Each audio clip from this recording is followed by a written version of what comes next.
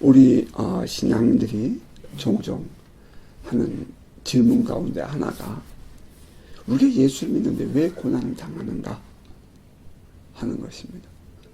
우리가 예수를 잘 믿고 우리가 주님을 잘 섬기는데 나는 신앙생활을 바르게 잘하고 있는데 왜 나에겐 이렇게 고난이 계속되는가 하는 그런 질문인 거지요. 이런 질문은 많은 우리 신앙인들이 이 세상을 살아가면서 수없이 만나게 되는 질문일 것입니다. 이제 그에 대한 답을 여러 가지로 생각해 볼 수 있겠는데요. 성경에도 그런 많이 알려진 보편적인 인물이 있지요. 욥입니다. 우리가 지금 이 시간 함께 생각하고 싶은 것은 욥만 생각하는 것이 아니지만은 욥도 그랬다는 거죠. 첫 번째 우리가 고난을 만났을 때 제일 먼저 우리를 향해서 내 안에서뿐 아니라 밖에서도 마찬가지죠. 다가오는 손가락질은 너 이 모든 것이 죄 지었기 때문에 그런 거 아니냐. 스스로 죄를 지었기 때문에 당한 인과 응보야 라는 생각을 한다는 것입니다. 어려운 일을 만나면 제일 먼저 퍼뜩 떠오른 것이 내가 무슨 죄를 져서 그런 것 아닌가 그런 생각을 하는 거죠. 마땅히 그것은 우리가 돌아보면서 주님께 돌아가기 위한 회개의 방법일 수 있겠습니다. 또 하나는 우리가 이런 고난을 당하면서 또 하나 내게 밀려오는 우리에게 밀려오는 질문은 내가 너무 신앙적인 삶을 살지 않았기 때문인가 하는 그런 생각을 갖게 한다는 겁니다. 종교적인 어떤 거룩함, 종교적인 어떤 삶, 그 종교적인 율법적인 삶을 바르게 살지 못했기 때문에 너 이렇게 고난당하는 거야. 대가야 그거. 그렇게 스스로를 생각하고 또 남을 향해서도 정죄하는 일들이 있다는 거죠. 충분히 그렇게 생각해 볼 수도 있을 것입니다. 또 이제 어떨 때는 이런 마음도 들 때가 있죠. 너 스스로 너무 교만했기 때문에 하나님께서 너를 낮추시기 위하여 그런 어려운 길, 슬픔의 고난의 길 갖게 하시는 것 아니냐 하는 그런 마음도 들 때가 있죠. 지금 우리가 생각하는 것은 고난의 원인입니다. 또 하나는 죄를 지은 것은 아니지만 내가 그때 판단을 잘못했기 때문에 생겨난 어떤 실수나 혹은 넘어짐 그런 것이 우리의 또 고난의 원인이라고 말할 수도 있을 것입니다. 꼭 이렇게 인과응보적인 것만은 아니고요. 또 한편 생각해보면 흔히들 말하는 것처럼 더러운 원수마귀가 우리를 넘어뜨리려고 유혹하고 시험하는 것일 수도 있다. 또 그렇게 말하는 경우도 있습니다. 하나님의 허락 안에서 우리에게 일어나는 이런 슬픔과 고난일 수도 있다. 그런 얘기들이 종종 있지요. 그 많은 이 이유, 원인 혹은 변명 그런 것들이 우리가 고난을 만났을 때, 다시 말하면 내가 나의 인생의 길을 걸어가다가 생각지 않았던 어떤 장벽에 부딪혔을 때에 우리가 이 느끼는 고난, 슬픔 그런 것일 것입니다. 그 앞에서 우리가 이제 우리 신앙인들이 행해야 할 중요한 것은 돌아봄일 거예요. 자신을 돌아보고 나의 환경에 대한 이해를 다시 갖고 또 나의 삶에 대한 비전과 꿈을 다시 회복하는 그런 기회를 삼는다 하는 것입니다. 우리 신앙인들이 그것을 그 길을 가야 한다는 거죠. 자, 그렇다면 그 모든 고난의 원인과 이유와 변명 모든 것들의 그 결국은 무엇일까요? 고난의 결과는 우리 신앙인들에게 있어서 고난의 결과는 무엇으로 가야 할까요? 그것은 말할 것도 없이 그런 고난을 통해서 하나님과의 만남을 회복해야 한다는 것입니다. 하나님과의 만남. 그러니까 이제 흔히들 말하기를 아유 목사님 그 얘기는 이미 답 나와 있는 거 아니에요. 사실이죠. 답은 나와 있죠. 그런데 많은 사람들이 그것을 받아들이기가 쉽지 않다는 거죠. 그런데 결국은 어떠한 원인에서든지 마지막 결론에 가면은 하나님을 만나지 않고서는 해결이 되지 않더라는 거예요. 하나님을 직접 경험하지 않고서는 그 모든 것에 대한 해답이 없어요. 그것이 바로 욥기가 우리에게 보여주고 있는 거죠. 여러분이 알다시피 나의 삶이 그래요. 그 모든 환난을 돌아보면 그 모든 환난과 고난과 그 모든 슬픔과 역경들은 결국은 하나님 앞에 무릎을 꿇게 했고 하나님을 대면하고 나서야 비로소 진정한 이김을, 진정한 승리를, 회복을 누릴 수 있게 되더라는 것입니다. 그렇다면 오늘 우리가 당하는 모든 고난의 원인, 그의 핵심은 하나님의 부르심, 하나님을 직접 만남의 요구라고 할 것입니다. 너무나도 뻔한 답이죠. 그런데 그것이 뻔한 것이 아니에요. 각자의 고난을 당하는 사람들의 상황과 정황이 다르고요. 또 겪고 있는 모든 그 고난의 정도 등이 다르기 때문에 그렇게 쉽게 불쑥 하나님의 품으로 돌아오기가 쉽지 않더라는 것입니다. 그러나 그럼에도 불구하고 궁극적인 그 고난에 감추어진 목적은 우리가 하나님을 만나야 한다 하는 거기에 깔때기처럼, 깔때기에 이렇게 물이 흘러가는 것처럼 깔때기처럼 한 곳으로 모아지더라는 것입니다. 결국 하나님을 만나고 나면 그 고난의 원인을 알 수가 있고요. 그 고난 끝에 찾아오는 영광도 누릴 수 있게 된다는 것입니다. 여러분, 우리가 만나는 삶의 여러 가지의 정황 속에서 하나님의 뜻을 찾고 하나님의 얼굴 구하는 시간들이 또 우리의 마음이 집중될 수 있기를 바랍니다. 자, 이제 오늘 본문을 우리가 생각해 보면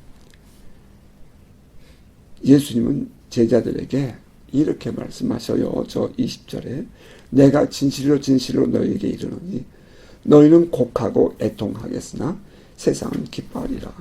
너희는 근심하겠으나 너희 근심이 도리어 기쁨이 되리라. 근심이 도리어 기쁨이 되리라. 지금 제자들의 근심의 원인이 뭐죠? 함께 생활하던 예수가, 그렇게도 믿었던 예수가 이 세상의 모든 불의를 정복하고 하나님의 진정한 정의를 실현시킬 것이라고 기대했던 바로 그 예수가, 아니면 너무 그렇게 또 크게 보지 않더라도 내가 언제든지 깨우고 언제든지 내가 부르짖고 언제 이렇게 만지면 만날 수 있었던 그 예수가 자기들을 떠난다라고 생각했을 때 지금 이들이 근심하고 불안해하고 있었던 거죠. 이제 그들에게 예수께서 하신 말씀이었어요. 내가 지금은 잠시 떠나지만 내가 다시 돌아온다. 지금은 너희가 나 이제 잠시는 보지 못하게 될 텐데 그래 다시 볼 거야. 그리고 내가 또 아버지께로 갈 거야. 근데 그런 이야기들을 들으면서 이 제자들이 근심하고 있었습니다. 그래서 불안해하는 거죠. 그러니까 예수께서 하신 말씀이에요. 지금은 너희가 근심하지만 이것이 도리어 기쁨이 될 것이다.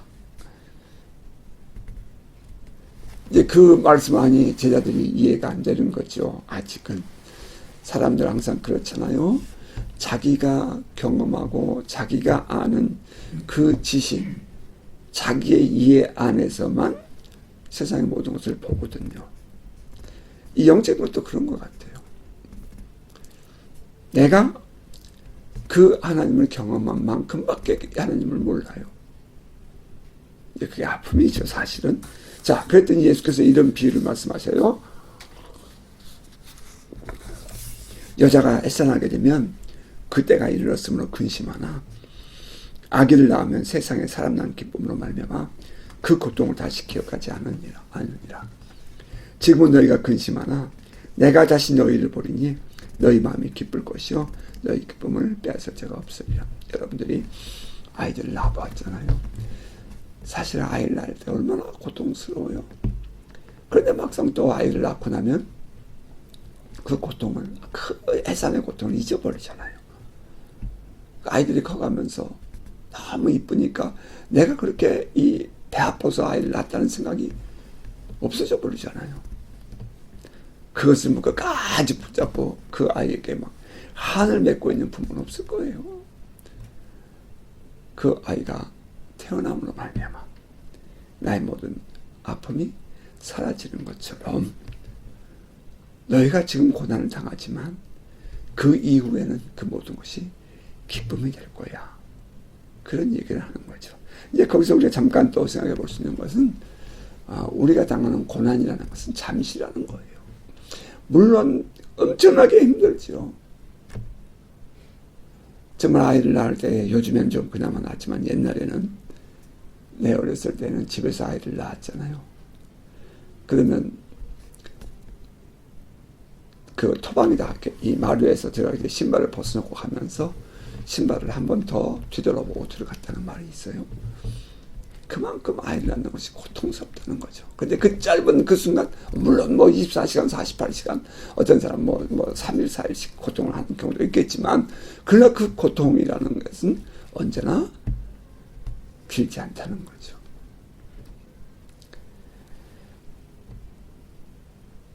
이 고통 이후에 맞이할 기쁨은 영원하다. 지금은 너희가 근심하나 내가 다시 너희를 보리니 너희 마음이 기쁠 것이요 너희 기쁨을 빼앗을 자가 없으리라. 제자들의 입장에서 예수의 죽음에 대한 예고는 받아들이기 쉽지 않은 정말 어려운 고통이었어요. 하지만 예수님의 입장에서는 바로 그 고통의 순간이 하나님의 사랑을 세상에 드러내는 하나님의 영광의 시간이었던 것입니다. 참 이게 이 한계, 지식의 한계, 생각의 한계를 가지고 있는 사람들 입장에서 볼 때는 하나님의 뜻을 알지 못하니까 너무 고통스러운 거죠. 사실 내일을 알 수 없는 그 불확실한 삶, 참 그것까지 어려운 것은 없는 것 같아요.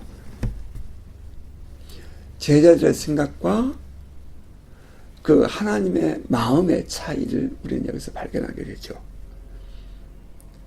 그러므로 우리는 고난을 당할 때에 내가 지금 어려운 터널을 지나고 있다고 생각될 때에 내가 이 고난을 어떻게 해석할 것인가? 그것은 꼴이에요.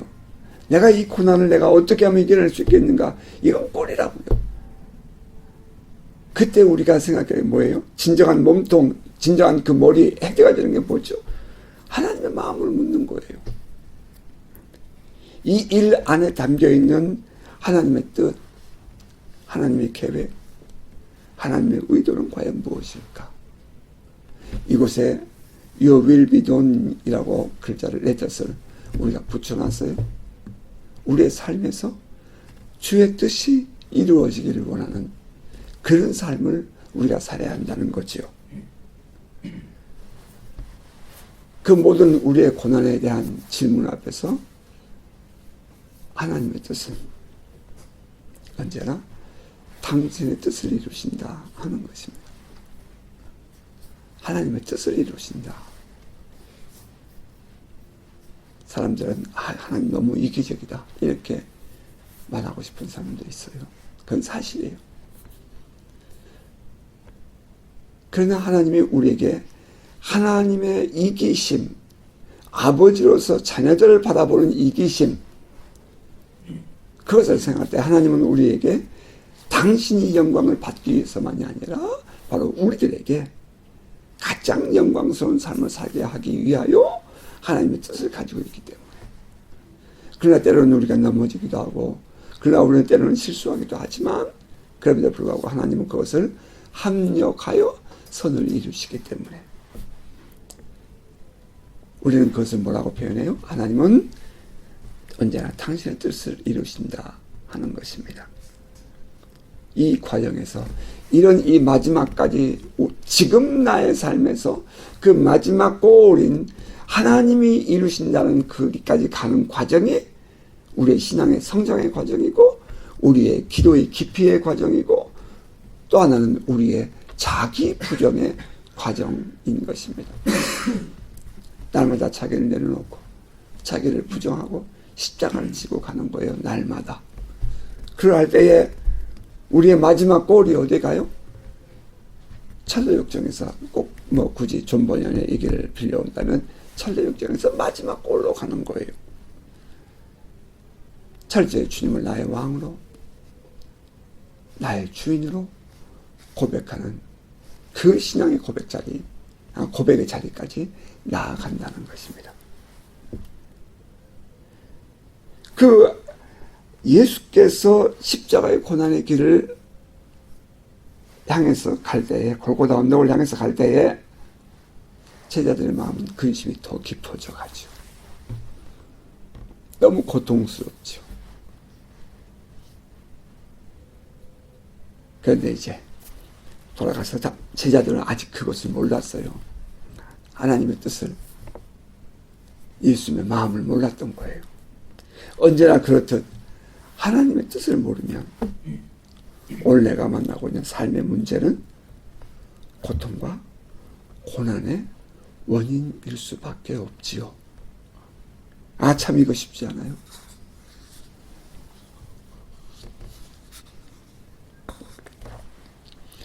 하나님의 뜻을 모르면 매일매일이 고통스럽고 불만족스럽고 힘이 드는 거예요. 제자들은 예수님의 십자가에 대한 이해가 없었어요, 사실. 그러므로 의심 혹은 질문이 자꾸 생기는 것입니다. 제자들 안에 생기는 게 뭐예요? 왜요? 왜요? 그게 뭐예요? 왜죠? 이런 질문인 거죠. 사실 이런 이 왜요라는 퀘스천이 자꾸 생기는 건 우리 신앙인들에게 그것은 어쩌면 하나님께 나아가기 위한 한 걸음 한 걸음의 성장 과정일 수 있어요. 제자 중에서 서로 말하되 우리에게 말씀하신 바 조금 있으면 나를 보지 못하겠고 또 조금 있으면 나를 보리라 하시며 또 내가 아버지께로 가미라 하신 것이 무슨 말이냐 하고 또 말하되 조금 있으면 이라 하신 말씀이 무슨 말이냐 무엇을 말씀하신지 알지 못하노라 하거늘 이라고 본문은 기록했죠. 예수님의 말씀을 전혀 이해하지 못하고 있는 제자들을 보게 됩니다. 사실 오늘 아침에 이 말씀도 여러분은 어떻게 이해가 될지 모르겠지만 사실 내가 생각하는 마음 그 부분만큼만 받아들여진다는 것이 참 안타까워요.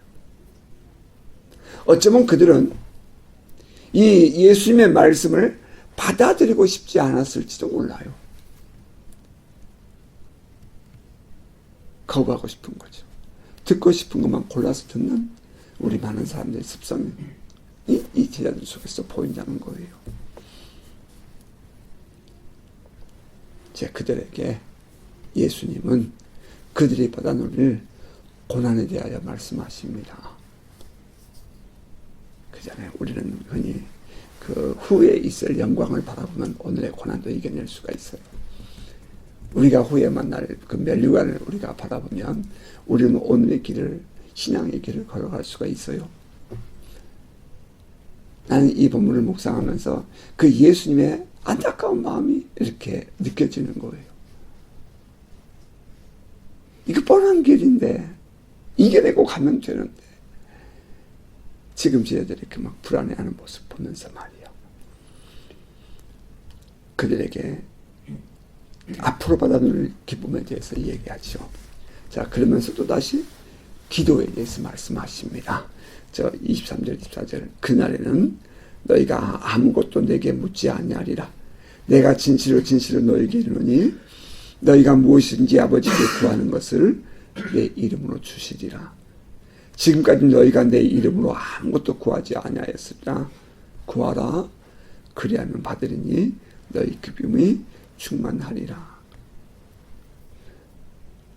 지금까지 너희가 아무것도 내 이름으로 구하지 않았지만 기도해라. 그러면 받으리니 너희 기쁨이 충만하리라. 또 이제 건너뛰어서 26절부터요. 그날에 너희가 내 이름으로 구할 것이요 내가 너희를 위하여 아버지께 구하겠다 하는 말이 아니니 이는 너희가 나를 사랑하고 또 내가 하나님께로부터 온 줄 믿었으므로 아버지께서 친히 너희를 사랑하십니다. 내가 아버지께서 나와 세상에 왔고 다시 세상을 떠나 아버지께로 가노라 하시니 라고 기록했어요. 기도는 예수님이 하늘로 올라가셨기 때문에 제자들에게 주시는 믿음 생활의 방법이에요. 우리가 이 기도를 우리가 예수님과 제자들이 나누는 대화를 가만히 보면 참 여기에 예수의 마음이 담겨 있어요. 왜 우리가 기도해야 하는가? 혹은 기도할 때 우리가 어떤 일이 날 것인가라는 그런 이 기대감이 이 안에 들어있다고요. 예수님이 함께 생활했어요. 예수님이 같이 배를 타고 같이 세상을 살아가요. 이 제자들이 필요는 모두 예수님 안에서 해결돼요. 예수님께서 돌봐주신다고요. 그런데 바로 그 사랑한 예수님이, 믿었던 예수님이, 기대면 구체적으로 기대졌던 이런 이 예수님이 떠난다는 거예요. 그때 제자들이 얼마나 방황하겠어요. 그러니까 예수께서 뭐라고 말씀하셔요? 걱정하지 마 얘들아. 너희가 내 이름으로 기도하면 아버지께서 응답하실 거야. 너희의 필요한 모든 것들도 아버지께서 응답해 주시고 너의 모든 삶의 것들을 아버지께서 응답해 주실 거야. 걱정하지 마. 그런 뜻이거든요. 그러니까 예수께서 제자들에게 이 기도를 말씀하시는 그 내용은 참 나름대로 의미가 있어요. 너희가 지금까지 내 이름으로 구하지 아니하였어. 맞아요. 그렇지만 이제는 구하라. 이유는 내가 아버지께 가기 때문이다. 이렇게 말씀하시고 있는 거죠. 자, 우리가 정말 참된 신앙의 능력 있는 그리스도인의 삶을 살기 위해서 우리가 필요한 게 뭐예요? 바로 이와 같이 예수님을 인격적으로 실제로 의지하고 살아가는 삶을 사는 거예요. 그게 우리 오늘날 우리 신앙에게 뭐로 나타나죠? 기도로 나타나는 거예요. 기도는 우리가 바로 하나님과 함께 예수님과 함께 살아가는 삶을 사는 거예요. 그 방법이에요. 마치 예수님과 함께 살고 하나님과 함께 살고 있는 것처럼 의지하고 순종하는 겁니다. 우리가 신앙 믿음을 지키는 삶이 뭐라고 여러분에게 설명드렸죠? 의지하고 순종하는 거예요. 그게 믿음을 지키는 삶이에요. 그러면 예수의 대답해요. 그러면 하나님이 응답하신다 하는 것입니다. 여러분 아멘입니까? 이때 비로소 우리 신앙인들은 기쁨을 누릴 수가 있는 거예요. 하나님이 함께 계심을 경험하며 하나님을 인격적으로 만날 수 있게 될 때에 우리는 비로소 진정한 기쁨이 우리 안에 일어납니다. 나는 시편 27편 4절에서 다윗이 내가 여호와의 성전에 거하기를 원하는데 그것은 하나님의 아름다우신 몸이야 하나님을 찾고자 하기 때문이다. 그렇게 고백을 했는데 그 하나님의 아름다우심이 난 바로 이 기쁨이라고 생각해요. 하나님을 경험해 보세요. 정말 엄청난 일들이 일어나요. 정말 엄청난 일들이 일어나요. 전능하신 하나님 안에 엄청난 것들이 바뀌어요. 그런 이 하나님의 영광의 임재 나타나심이 이게 우리에게 기쁨이 있죠. 우리가 하나님께 기도하면 하나님 응답하셔요. 그러면서 날마다 하나님과의 교제와 사귐이 친밀감이 깊어져 가요. 그 안에 그 감추어진 비밀 말이에요. 난 여러분이 그 기쁨을 누릴 수 있기를 축복합니다. 여러분이 하나님 묵상만 해도요. 하고 여러분이 묵상만 해도요, 하나님의 교통이 이루어져요. 하나님 이게 뭐예요? 그럼 하나님께서 지혜를 주세요. 뛰어넘을 수 있는 길도 주세요. 감당할 수 있는 힘도 주세요. 원수까지 화목되게 하세요. 이 모든 것들이 다 하나님 안에 있잖아요. 그 하나님을 만나는 기쁨 말이에요. 그 기쁨이 우리에게 오기 위해서, 우리가 누릴 수 있기 위해서 그 기쁨을 우리는 어떻게 해야 돼요? 바로 예수의 이름으로 구하는 거예요. 이게 우리의 기도 생활이라고요. 이게 우리 신앙인들의 삶이라고요. 예수님은 그 제자들을 두고 가야 하는 예수님의 아픔이 있어요. 예수님도 염려하신다고요. 제가 볼 땐 그래요. 그래서 이 사랑하는 제자들을 우리가 요한복음을 묵상했죠. 끝까지 사랑하시냐라고 했잖아요. 당신이 그렇게 사랑하는 제자들을 남겨두고 가야 할 때에 예수께서 제자들에게 당부하신 말씀, 그것은 예수의 이름으로 기도하라는 거예요. 하나님을 인식하고 사는 삶,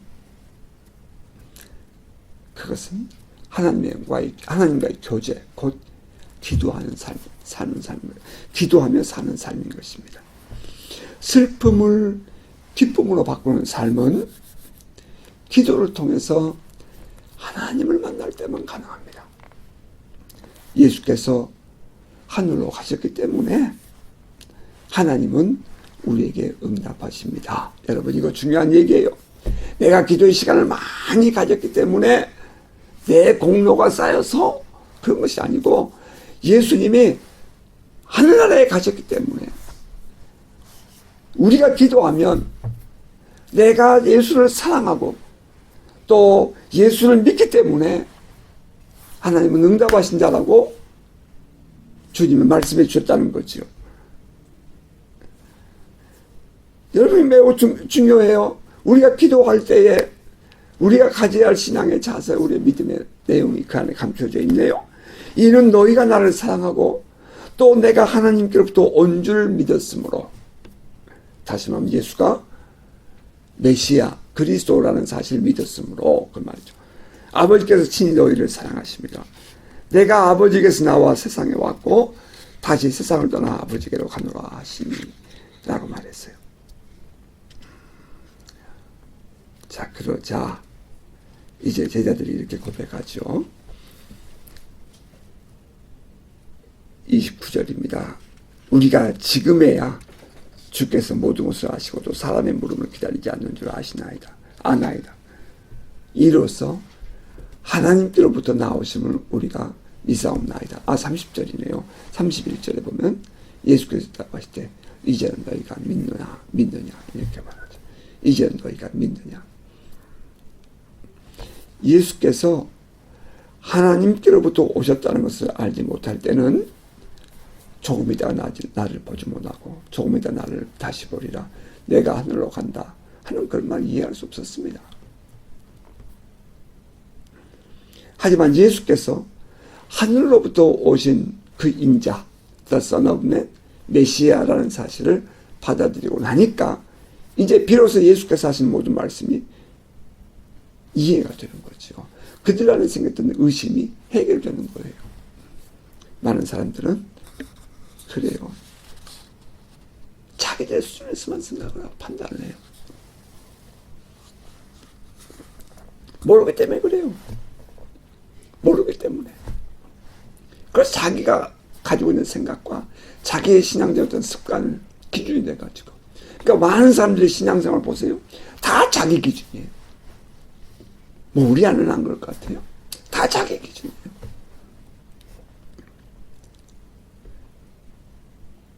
근본적인 문제를 깨닫지 못하고 부수적인 문제에만 매달리면 답은 없어요. 여러분 이거 잘 생각해 보세요. 근본적인 문제를 해결하지 못하고 바라보지 않고 자꾸 오늘 하루를 해결하려고, 지금의 문제를 해결하려고 자꾸 그러면요, 그 문제는 꼬리를 달고 계속해서 반복해서 일어나게 되어 있어요. 그러다 마지막에 고갈돼 버리죠. 그럼 어떻게 돼요? 아버지 나 뜻대로 이제는 아버지께 맡겨요.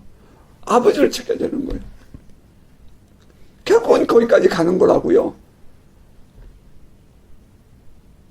여러분이 잘 기억하시기 바라요. 다시 한 번 더 말씀드리지만 근본적인 문제, 하나님의 뜻을 아는 것만이 답이에요.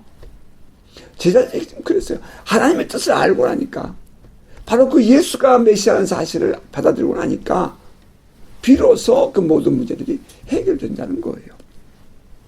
예수님은 또 이렇게 말씀하셔요. 33절에 보라 너희가 다 각각 제 곳으로 흩어지고 나를 혼자 둘 때가 오나니 벌써 왔도다. 그러나 내가 혼자 있는 것이 아니라 아버지께서 나와 함께 계시느니라. 이것을 너희에게 이룬 것은 너희로 내 안에서 평안을 누리게 하려 함이라. 세상에서 너희가 환난을 당하나 담대하라. 내가 세상을 이기었노라. 무슨 뜻이죠? 잠시 후에 이제 예수님은 이제 붙잡혀 가죠. 모진 고통을 당하실 겁니다. 그때 모든 제자들은 다 흩어질 거예요. 근데 예수님은 담대함이 있어요. 너희는 다 나를 버리고 떠나겠지만 하나님은 나와 함께 계신다. 나는 그것을 깊이 경험한 적이 몇 번 있죠. 그 중에 한 번은 수술대를 암 수술을 받으러 들어갈 때 순간이었어요. 난 평생을 잊지 못하죠. 또 한 번은 그 힘들고 어려울 때 모두가 다 주변을 떠났을 때죠. 정말 모든 것을 다 빼앗기는 그 아픔을 겪었을 때, 뭐 그 모든 과정들을 다 설명할 수 없겠죠. 필요도 없고. 그런데 그러한 그 모든 이 상황이 어려웠을 때에, 그때 아버지가 나와 함께 계신다. 아버지가 나와 함께 계신다. 이것이 큰 힘이고 다시 일어날 뿌리, 베이직이었다는 거예요. 여러분은 어떻습니까? 여러분이 혼자 계신 것 같아요? 여러분이 혼자 지금 외로움을 겪고 있는 것 같아요? 가장 중요한 것은 하나님이 여러분과 함께 계시냐는 거예요. 이 신앙이 여러분을 여러분을 지탱해주는 힘이 되어야 해요. 거기에 누가 계신다고요? 예수께서 하나님이 나와 함께 계신다 하지 않았어요. 아버지가 나와 함께 계신다. 그 안에 들어있는 릴레이션십이 중요하죠. 아버지가 나와 함께 계신다. 내 아버지, 그 하나님 아버지. 여러분이 남은 인생을 살아가는 동안에 언제나 그 내 주변인 모두가 다 나를 버리고 떠나고 힘들고 고통스러워도 잊지 말아야 할 것은 하나님이 나와 함께 계신다 하는 이 사실입니다. 이것이 여러분의 삶의 힘이 되고 능력 되시기를 주님을 축복합니다. 그리고 또 예수께서 말씀하셔요. 근데 그 말씀은 저 20절로 올라가요. 내가 진실로 너희에게 이르노니 너희가 곡하고 애통하겠으나 세상은 기뻐하리라. 너희는 근심하겠으나 너희 근심이 도리어 기쁨이 되리라. 그렇습니다. 세상은 우리가 고난을 당할 때에 그들은 기뻐해요. 우리에게 상처를 주고 떠나는 사람들은 내가 볼 때는 죽어보자 그래도 그들은 다 기뻐한다니까요.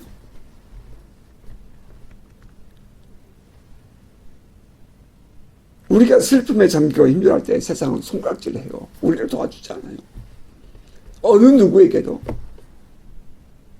그래서 성경은 우리에게 말하길 내가 그 힘없는 사람을 의지하지 않겠다. 그들은 결국 흙으로 돌아갈 존재들 아니냐. 다윗은 그렇게 말했어요. 영원하신 내가 하나님을 의지하리라. 그렇습니다.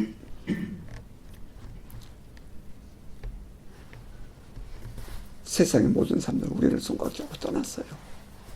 또 떠나요. 모두가 그래요. 자기들이 뭔가를 내가 잘 떳떳하게 잘 살아가고 있으면 사람들이 있지만 마지막에 다 떠나요. 두고 보세요. 좋게 떠나면 다행이게요. 내가 마음을 나눴던 그들이 오히려 마지막 순간에 더 나에게 상처를 주고 떠나요. 결국 떠나야 돼요. 그들은. 그러니까 내가 그것을 먼저 깨달아야 돼요. 결국 떠나요. 그러고 나면 다음에 가면 다 그 나한테 상처되고 또 돌아와요. 세상은 기뻐해요. 우리가 고가고 애통할 때 말입니다. 그러나 우리가 깨달아야 할 것은 뭐예요? 이 고통의 순간 지나고 나면 하나님은 우리에게 기쁨으로 단을 거두게 하신다는 거예요. 우리 주님의 마음은 어디에 있어요? 결국 우리에게 기쁨을 주시는 것입니다. 답은 우리가 사랑하는 예수 안에 있습니다. 세상에서 너희가 환난을 당하나 담대하라. 내가 세상을 이기었노라. 담대하십시오. 어떤 환경과 상황이 닥친다 할지라도 포기하지 마십시오. 오히려 그것을 더 담대하게 이겨내십시오. 예수님은 세상을 이기셨습니다. 지금 이 말씀을 하고 있는 예수님의 그 입장을 생각해 보세요. 지금 아직 현실은 고난입니다. 그 앞에 다가올 고난, 이 현실은 고난이에요. 십자가라고요. 그런데 예수는 뭐라고 선포해요? 내가 세상을 이겼다라고 선포한다는 거예요. 자, 이 문제는 영성의 문제라고 생각해요. 내가 세상을 이겼다. 아니요, 지금 당장 예수 잡으러 와요. 이 밤에. 근데 예수는 뭐라고 한다고요? 아, 예수님 잡혀가요. 아니, 십자가까지 가요. 온몸에 피가 막 흐르도록 채찍도 맞아요. 그런데 예수는 뭐라고 얘기했다고요? 이겼다라고 선포했다는 거예요. 내가 이길 것이다 이렇게 하지 않았어요. I will overcome the world. 내가 세상을 이겼다 이렇게 얘기했어요. 이긴다 혹은 이겼다. 여기서 나오는 것이 이김의 영성이죠. 우리는 이겨놓고 싸우는 것입니다. 이겨놓고 싸운다. 예수님은 아직 부활하지 않았습니다. 그러나 예수님은 이미 죽음을 이기고 승리하신 것을 바라보는 것입니다. 이것이 오늘 이 시대를 살아가는 우리 신앙인에게 요구되는 바라봄, 우리의 이김의 영성입니다. 자, 여러분, 어깨를 펴십시오. 지금 만나고 있는 나의 삶의 모든 정황들에 대해서 이렇게 선포하십시오. 나는 이겼다. 지금의 내가 겪고 있는 모든 상황에 대해서 나는 이겼다. 여러분 자신에게 스스로 고백하십시오. 내가 이겼다. 내가 이겼다. 그 이김의 영성이 결국 세상을 이기는 것입니다. 우리의 이 세상의 모든 것들은 영성 문제를 얘기하는 거예요. 세상의 모든 것들은 내가 가지고 있는 생각 안에서 먼저 시작하는 것입니다. 생각이 바뀌면 내 인생이 바뀌는 거예요. 도공이 도자기를 만들 때에 저녁을 뚝딱뚝 해서 도자기가 나온 것이 아니라 그 도자기를 만드는 사람의 머릿속에 그 이미지 속에 생각 속에 이미 그러한 모양의 도자기가 있어서 결국은 도자기가 만들어지는 것처럼 나의 인생도 결국은 여러분이 계획하고 꿈을 꾸는 그 안에서 이루어지는 거예요. 생각해보면. 그러나 사실은 또 생각해보면 엄청나게 더 많은 세상이 넓잖아요. 그래서 지금 내가 살고 있는 나의 이 삶의 바운드는 요만큼이라고요. 정말 눈곱만큼도 안 되는 거예요. 내가 알고 있는 지식, 내가 가지고 있는 이 영향력이라는 것이. 근데 그 안에서 막 아둥바둥 살고 고민하고 고통하는 거거든요. 아니요. 세상은 넓어요. 우리가 살아갈 수 있는 삶의 정황들은 넓어서 환경은 넓어요. 여러분이 어떻게 추구하느냐에 따라서 여러분의 인생은 그렇게 갈 거예요. 지금 여러분이 살고 있는 그 삶의 동굴 속에서 막 몸부림을 치고 있으면 결국 그것밖에 안 되는 거예요. 내 평생에 그게 나의 아픔이었어요. 나를 자꾸 조여오는 그런 것들이 나를 활짝 피지 못하게 한다는 어떤 그런 아픔으로 내 스스로에게 다가오는 거예요. 여러분이 생각해 보세요. 지금 여러분이 살고 몸부림치고 있는 그 삶의 정황들 말이에요. 그거 딱 한번 벗어보세요. 세상이 얼마나 넓어요. 하나님 안에 감춰진 세상이 얼마나 많고 크냐고요. 나의 생각에 맞지 않기 때문에 이거 버리고 저거 버리고. 이런 얘기를 하면서 설교를 정리해 볼게요. 한 낚시꾼이 바닷가에서 낚시를 하는데 그 고기가 크다는 거예요. 너무.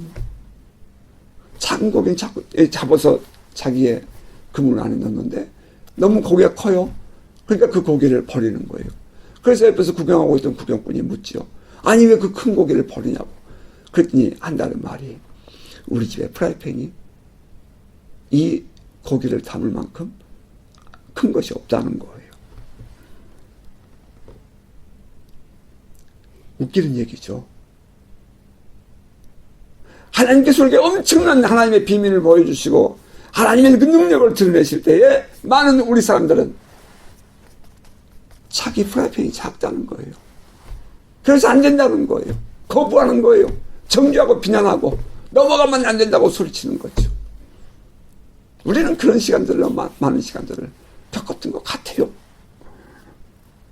우리의 한계 속에서 말이죠. 오늘 내가 겪고 있는 삶의 상황이 어떻습니까?